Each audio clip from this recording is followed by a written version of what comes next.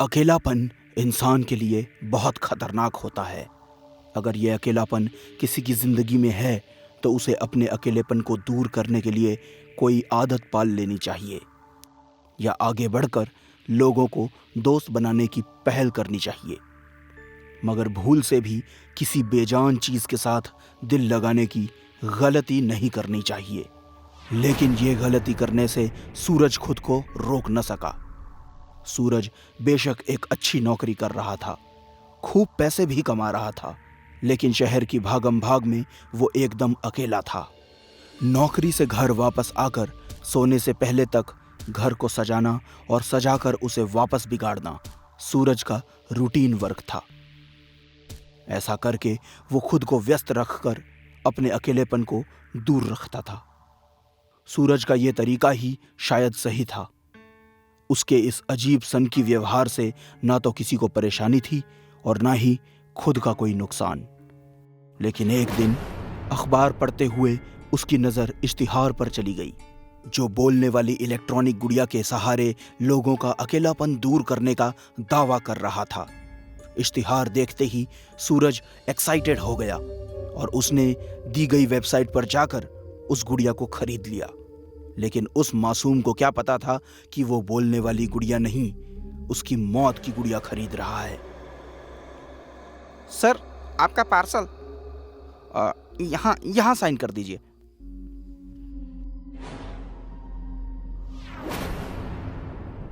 हाय, मेरा नाम गुड़िया है, लेकिन अगर तुम्हें मेरा ये नाम पसंद नहीं है तो तुम अपनी पसंद से मेरा कोई भी नाम रख सकते हो। क्या तुम मेरा नाम बदलना चाहोगे? क्या तुम मेरा नाम बदलना चाहोगे? नहीं, तुम्हारा नाम मुझे पसंद है गुड़िया।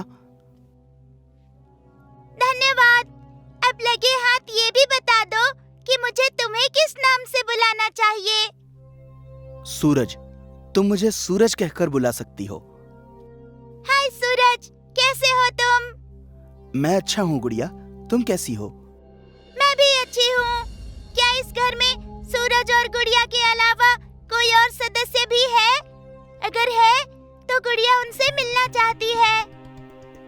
नहीं गुड़िया, इत्तेफाक से तुम्हारे और मेरे अलावा इस रेंटेड हाउस में और कोई नहीं रहता। रुको, मैं तुम्हारी खूबसूरती और बढ़ा देता हूँ। यहाँ मकान मालिक की एक पुरानी अलमीरा रखी है, उसमें शायद तुम्हारे लायक कपड़े मिल जाएं। ये अच्छा हुआ जो पुराना किराएदार यहाँ कुछ कपड़े छोड़ गया।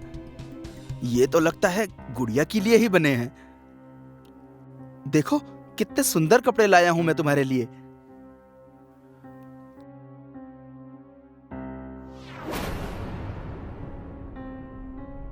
तुम बहुत सुंदर लग रही हो। अकेलेपन से जूझ रहे सूरज ने पहले तो बिना सोचे समझे बेजान डॉल ली, फिर उसे एक अनजान के कपड़े पहना दिए। वो कपड़े तान्या के थे। तान्या एक नंबर की जिद्दी लड़की थी। उसे मोबाइल पर कहानियां सुनने की आदत थी, जिसके चलते एक दिन उसके पापा ने उसका मोबाइल छीन लिया। पापा, मैंने कितनी बार मना किया है कि ऐसे मेरा मोबाइल मत लिया करो। मैंने मोबाइल लिया नहीं है, मुझे लेना पड़ा है तान्या। इस मोबाइल की वजह से तुम न पढ़ती हो न लिखती हो, बस सारा दिन इस पर कहानियां सुनती रहती हो। ऐसे ही करती रहोगी तो फेल हो जाओगी। आज आपको मेरा पास और फेल होना दिखाई दे रहा है। बचपन से लेकर आज तक जाने कितने एग्जाम्स हुए हैं, तब क्यों नहीं आया था ये प्यार सामने? माँ को सहेलियों से फुर्सत नहीं थी और आपको अपने काम से। माँ बाप के होते हुए भी अनाथों की तरह बड़ी हुई हूँ मैं। तुम बड़ी ही नहीं हुई हो तान्या, बदतमीज भी हो गई हो। इतना ही गुस्सा आ रहा है तो जाने से पहले मार ही दो ना मुझे, सारी प्रॉब्लम ही खत्म हो जाएगी।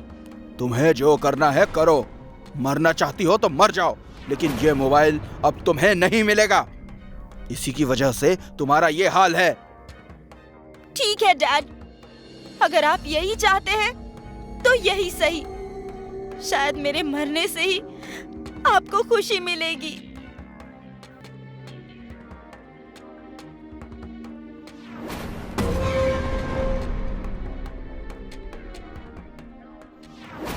तान्या के मरने के बाद उसके पिता का बुरा हाल हो गया। वो उस घर को उसी हाल में छोड़कर वहां से चले गए। सूरज ने आज अपनी डॉल को उसी तान्या के कपड़े पहनाए थे और ऐसा होते ही गुड़िया की आवाज एकदम नॉर्मल लड़कियों जैसी हो गई। गुड़िया, ये कपड़े पहनकर तुम बहुत सुंदर लग रही हो। अगर मैं सुंदर लग रही हूँ तो तुम भी हैंडसम लग रहे हो। तुम तो एकदम असली लड़कियों जैसे बोलने लगी। मैं तुम्हारे बात करने के तरीके से बहुत खुश हूँ सूरज, इसलिए मैंने अपनी आवाज बदल ली। तुम्हारी आवाज बहुत मीठी है, दिल करता है जिंदगी भर तुम्हें सुनता रहूं। अगर तुम्हारी ये इच्छा है तो ये आवाज जिंदगी भर ऐसी ही रह सकती है, मगर एक शर्त पर। कैसी शर्त?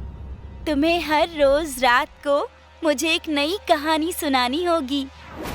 अगर मना किया तो मेरी आवाज वापस मशीनी हो जाएगी। नहीं नहीं, ऐसा मत करना। ये आवाज अच्छी है। अच्छी क्या, बहुत अच्छी है। मैं वादा करता हूँ मैं तुम्हें हर रोज एक नई कहानी सुनाऊंगा। और जैसा कि अभी रात हो चुकी है तो आज की कहानी है तुम्हारी ही जैसी एक खूबसूरत लड़की की। सूरज ने गुड़िया को हर रोज रात में कहानी सुनाने का वादा तो कर दिया, मगर उसे नहीं पता था ये वादा करके उसने अपनी जिंदगी की सबसे बड़ी भूल की है। गुड़िया ने सूरज को एक अनुशासन में बांध दिया था। इंसान की अगर मजबूरी ना हो तो उसे अनुशासन और नियम में बांधना बहुत कठिन होता है। जल्द ही वो एक रात आ गई जिसका डर था। सूरज गुड़िया को कहानी सुनाते सुनाते सो गया।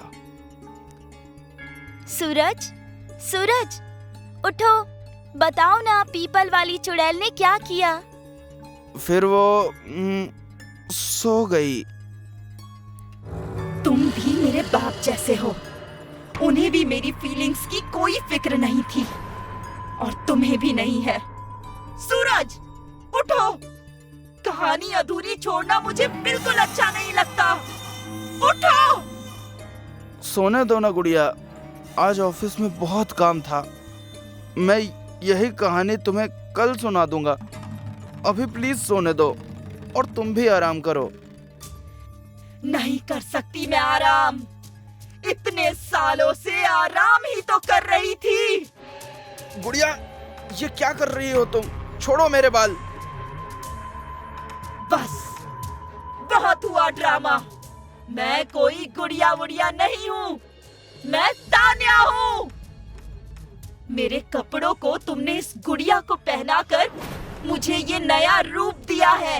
अब चुपचाप मुझे कहानी सुनाओ, वरना पहले मैं मरी थी, अब तुम्हें मार दूंगी।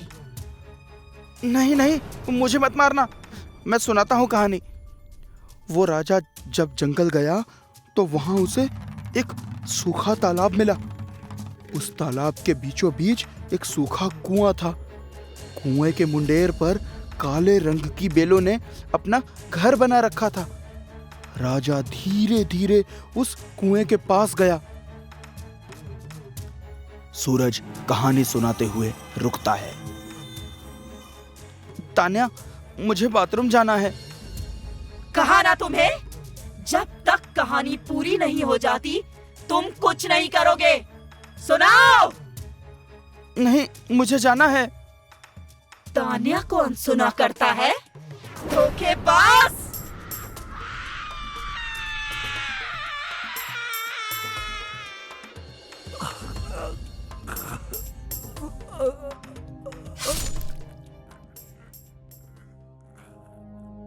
मौत जिंदगी का एक ऐसा मोड़ है जो कभी भी सामने खड़ा हो जाता है, लेकिन अगर सूरज ने ध्यान दिया होता तो वो अपनी मौत से बच जाता। अकेलापन दूर करने के लिए हमें बनावटी चीजों का इस्तेमाल कभी नहीं करना चाहिए। ये बनावटी चीजें हमसे हमारा असली अपनापन छीन लेती हैं। इसलिए हमें वो दोस्त बनाने चाहिए जो सामने दिखाई दे, जिनमें जान हो, एहसास हो, प्यार हो। तान्या मोबाइल की ही वजह से मरी। सूरज, गुड़िया और तानिया की वजह से। अब ना जाने किसके अकेलेपन का नंबर है। मुझसे वादा करके उसे तोड़ने की यही सजा है, मौत।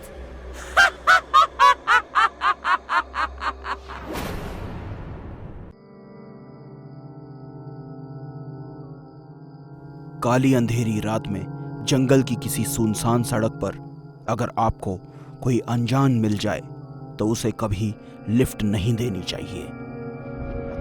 रवि कार में है। कार जंगल के रास्ते से गुजर रही है। आधी रात का समय है। तभी एक लड़की उसे रोकने का इशारा करती है। राहुल लड़की को देखकर गाड़ी रोकता है। गाड़ी लड़की के पास आकर रुक जाती है और रवि उससे पूछता है, एक्सक्यूज मी, आप इस वक्त इस सुनसान जंगल में? जी मेरा नाम उषा है। मेरे घर वाले जबरदस्ती मेरी शादी किसी ऐसे इंसान से कराना चाहते हैं जिसे मैं जानती तक नहीं, जबकि मैं किसी और से प्यार करती हूँ और उसी से शादी करना चाहती हूँ। इसलिए मैं घर से भाग आई। प्लीज प्लीज आप मेरी मदद कर दीजिए, प्लीज। जिसके साथ भाग रही हो वो कहाँ है? मतलब तुम्हारा बॉयफ्रेंड? मैंने फोन किया था लेकिन वो पहले से ही किसी मुसीबत में फंसा हुआ है। उसने कहा कि जैसे तैसे मैं रात काट लूँ यहाँ, वो सुबह तक मुझे रिसीव कर लेगा। अगर आप मुझे शहर तक लिफ्ट दे दे तो मैं कहीं होटल में रुक जाऊंगी, प्लीज। ठीक है, कोई बात नहीं, बैठ जाओ। रवि उषा को अपने साथ लेकर जाने को तैयार हो गया, लेकिन उसे क्या पता था कि वो एक बेसहारा लड़की को नहीं बल्कि अपनी मौत को लिफ्ट दे रहा है। लड़की अपना बैग उठाती है तो उसकी आंखों में बदलाव दिखते हैं। उसकी नॉर्मल आंखें लाल हो जाती हैं, लेकिन फिर जब वो रवि की तरफ पलटती है तो वो फिर नॉर्मल होती है। वो हल्के से स्माइल करते हुए बोलती है, थैंक यू वेरी मच। आप नहीं होते तो इट्स ओके, लेकिन अगर तुम्हें बुरा ना लगे तो तुम हमारे घर रह सकती हो। अपने बॉयफ्रेंड को वहीं बुला लो। मगर आपकी फैमिली? अरे उसकी चिंता मत करो, मेरी वाइफ बहुत सुलझी हुई लेडी है, कोई टेंशन नहीं होगी। आप बहुत अच्छे हैं। हाय रवि। रवि ये उषा है जया। इसके पेरेंट्स इसकी जबरदस्ती कहीं और शादी करना चाहते थे। एक घर से भागते हुए मुझे जंगल के रास्ते में मिली तो मैंने इसे एक रात के लिए यहाँ घर पे ले आया। सुबह इसका बॉयफ्रेंड इसे लेने आ जाएगा। और उषा ये मेरी वाइफ है। हेलो। अच्छा किया आपने जो इन्हें साथ ले आए। आइए ना, अंदर आइए और जल्दी से हाथ मुंह धो लीजिए, मैं खाना गर्म करती हूँ। अनु और अनमोल भी खाना खाने के लिए इंतजार कर रहे हैं। जाइए। रवि ने पहली गलती तब की थी जब उसने एक अनजान लड़की को लिफ्ट दी, और उसकी दूसरी गलती तब हुई जब उस लड़की को वो अपने घर तक ले आया। ऐसा करके रवि ने अपने साथ साथ अपने परिवार को भी मुश्किल में डाल दिया था। हाय बच्चों। हाय। चलो खाना शुरू करो, जल्दी से खा लो बच्चों, वरना मैं खा जाऊंगी। हाँ मम्मी, वो आंटी अच्छी नहीं है। क्यों? क्या हुआ? मम्मी, वो चुड़ैल है। अनु, अनमोल, ऐसा नहीं कहते। वो हमारी मेहमान है ना। नहीं मम्मी, दीदी सही कह रही है। उनकी आंखें। बच्चों बहुत हो गया, सो जाओ। ओफो, इस लाइट को भी अभी जाना था। बाहर तो सबके घरों में लाइट है, सिर्फ हमारे यहाँ ही लाइट नहीं है। लगता है फ्यूज ढीला हो गया है, मैं जरा देख कर आता हूँ। रवि जाने के लिए उठने लगता है कि तभी मौत का खेल शुरू हो जाता है। बिना लाइट के ही सीलिंग फैन स्पीड से चलने के कारण सभी घबरा जाते हैं। रवि, जरा देखो, ये पंखा बिना बिजली के कैसे चल रहा है? मेरी तो कुछ समझ में ही नहीं आ रहा है, क्या हो रहा है ये?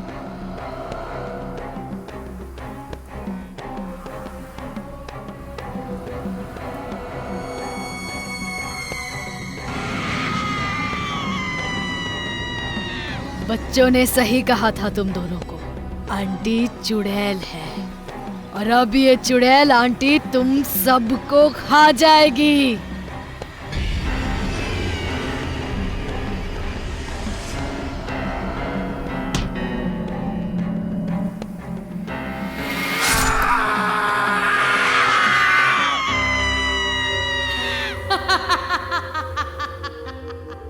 लोगों की मदद करना बहुत अच्छी बात है, लेकिन किसी भी अनजान को मेहमान बनाकर घर में कभी नहीं लाना चाहिए, क्योंकि कोई भी कभी भी खूनी मेहमान बनकर आपके परिवार को खत्म कर सकता है।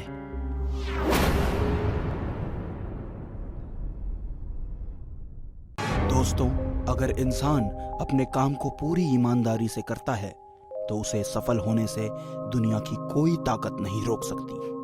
लेकिन फिल्म इंडस्ट्री में काम करने वाले कास्टिंग डायरेक्टर रमन ने अपने काम को ईमानदारी की छदम खाल उड़ाकर उसे अपनी हवस बुझाने का जरिया बना लिया था।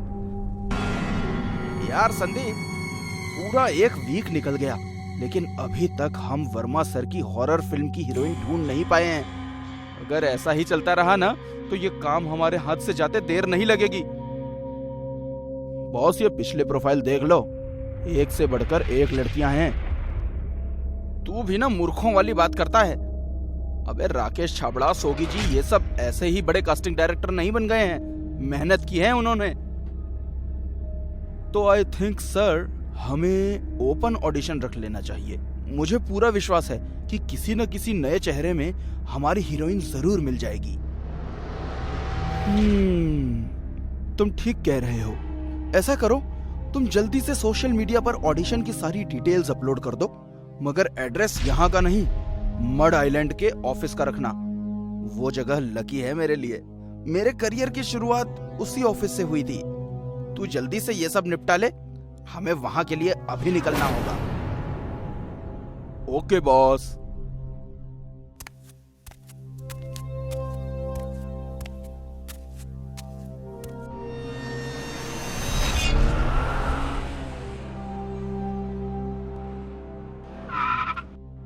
रमन और संदीप मड आइलैंड वाले ऑफिस पहुंचकर ऑडिशन का सेटअप करने में जुट गए। काम खत्म करते हुए उन्हें रात हो गई और रात होते ही दोनों गुरु और चेला शराब की बोतल में उतर गए। रमन सर, मेरी मम्मी कहती है कि आपने मुझे पीना सिखाकर मुझे बिगाड़ दिया है। तो ठीक है, आज के बाद तू दूध ही पीना। ये इतनी रात में कौन आया है? जा देख तो। जी कहिए। सर, मैंने वो ड्रेस बुक पर ऑडिशन का मैसेज देखा था 12 बजे का, उसी के लिए ही आई हूँ। अरे बाबा, ऑडिशन का टाइम रात 12 बजे का नहीं, दिन के 12 बजे का है। आप दिन में आइए 12 बजे। देखिए सर, अगर आप मेरा भी ऑडिशन ले लेंगे तो बहुत अच्छा होगा। मैं बहुत दूर से आई हूँ। कितनी दूर से? जहन्नुम से आई है क्या? कुछ ऐसा ही समझ लीजिए। पर सर प्लीज ऑडिशन अभी ले लीजिए ना।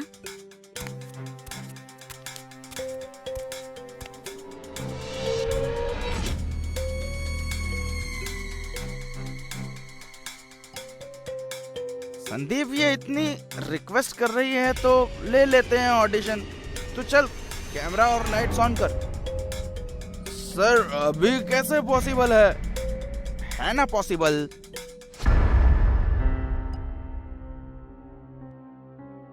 संदीप जी, अगर चाहे तो सब कुछ पॉसिबल है।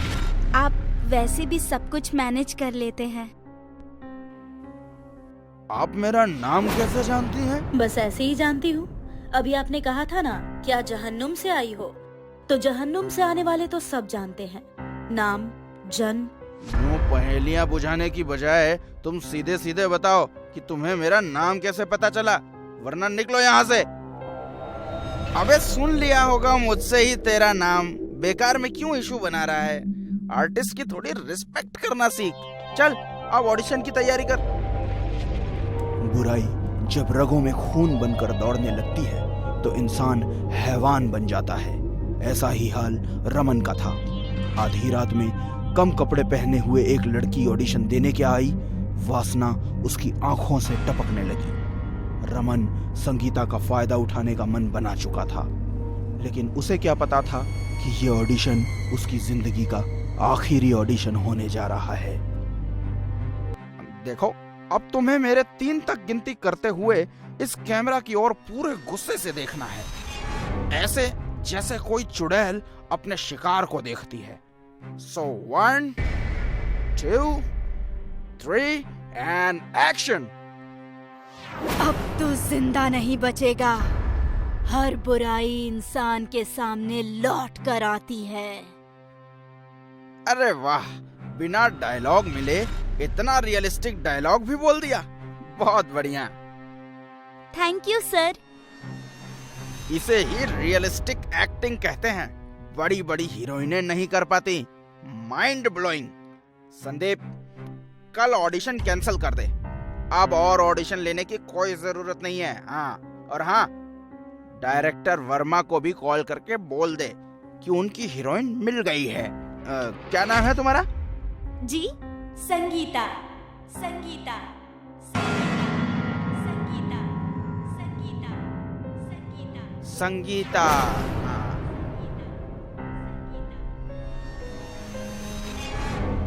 सर, कहाँ खो गए? नहीं, कुछ नहीं।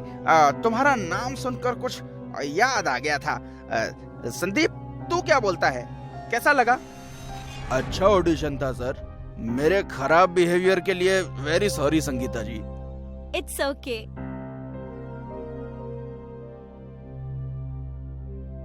अब ये सॉरी वॉरी हो गया हो तो अब ऑडिशन भी चेक कर ले। बॉस, बैटरी डाउन हो गई है। इट्स ओके, बैटरी चेंज कर ले। सॉरी सर, मैं जल्दबाजी में बैटरी का दूसरा सेट लाना ही भूल गया। सर प्लीज गुस्सा मत कीजिएगा। मैं अभी लोखंड वाला ऑफिस जाकर ले आता हूँ। 1.5-2 घंटे में वापस आ जाऊंगा सर। उसके बाद ऑडिशन चेक करके इन्हें भेज देंगे। तेरा हमेशा का यही नाटक है। होने वाली सुपरस्टार का एक एक पल कीमती होता है, समझा तू? जा जल्दी लेकर आ।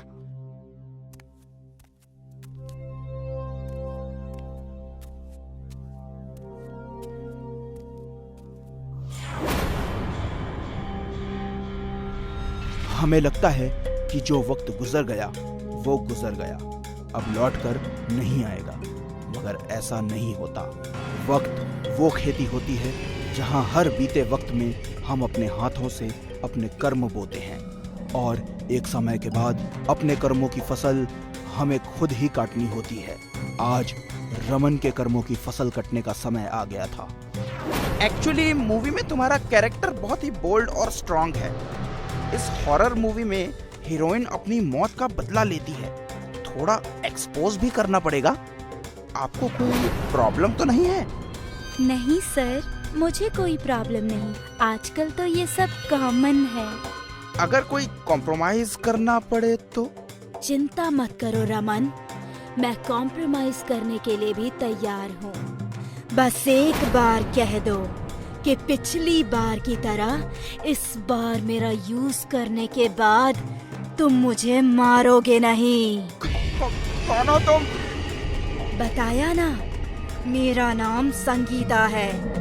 वही संगीता जिसे तुमने इसी बंगले में जिंदा दफन कर दिया था। ये कैसा मजाक है? कैरेक्टर से बाहर आओ संगीता। बहुत सालों से, कब से निभा रही हूँ मैं इस कैरेक्टर को सर। ऐसे कैसे बाहर आ जाऊं? यही तो मेरा असली कैरेक्टर है। अरे अरे अरे, तुम्हारे चेहरे को क्या हो रहा है? अरे वैसे ही होता जा रहा है जैसे तूने किया था। यहीं इसी जगह तूने मुझे जिंदा गाड़ा था ना। अब मैं तुझे यहाँ गाड़ दूंगी। यहाँ अकेले रहते रहते मैं बोर हो गई हूँ रमन। तू होगा तो मजा आएगा। नहीं नहीं, ये नहीं हो सकता। तुम तो मर चुकी हो। फिर तुम यहाँ कैसे आ गई?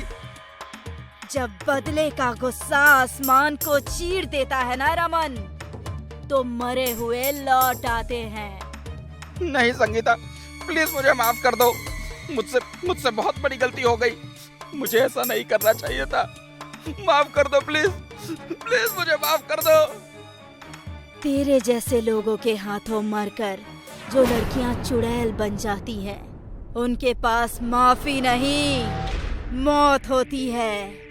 मौत। आज का मेरा ये ऑडिशन तुम्हारी जिंदगी का आखिरी ऑडिशन था रमन।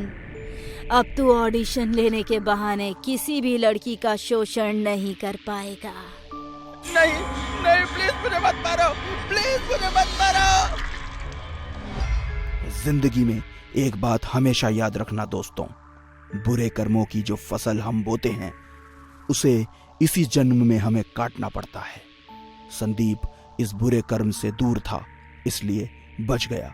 लेकिन आप लोग भूल से भी किसी लड़की का ना तो शोषण करना और न ही करते हुए देखना, वरना संगीता आज भी यही है, हम सबके बीच।